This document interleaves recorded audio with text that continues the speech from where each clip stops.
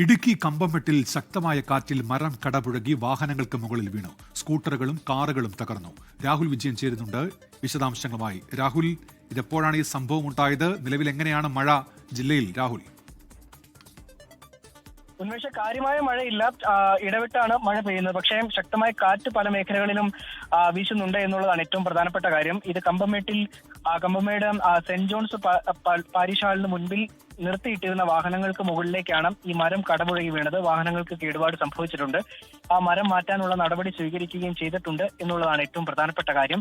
അതിതീവ്ര മഴയല്ല, എങ്കിൽ കൂടിയും ഇടവിട്ട് ശക്തമായ മഴ പെയ്യുന്നുണ്ട്. പലയിടങ്ങളിലും മരം കടപുഴകി വീണ് ഗതാഗതം തടസ്സപ്പെടുന്ന സാഹചര്യം ഉണ്ടായിരുന്നു. പക്ഷേ ഫയർഫോഴ്സ് എത്തി പലയിടത്തെയും എല്ലാ മരങ്ങളും മാറ്റി ഗതാഗതം പുനഃസ്ഥാപിക്കുന്ന നിലയിലേക്ക് എത്തുകയും ചെയ്തു.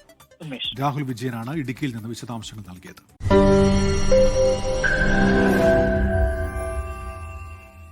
ലോകത്തെവിടെയായാലും ഏത് സമയത്തും 24 വാർത്തകളും ഓഗ്മെന്റഡ് റിയാലിറ്റി പാക്കേജുകളും എക്സ്പ്ലെയിനറുകളും വിശദമായി കാണാൻ ഞങ്ങളുടെ യൂട്യൂബ് ചാനൽ നിങ്ങൾക്ക് സബ്സ്ക്രൈബ് ചെയ്യാം.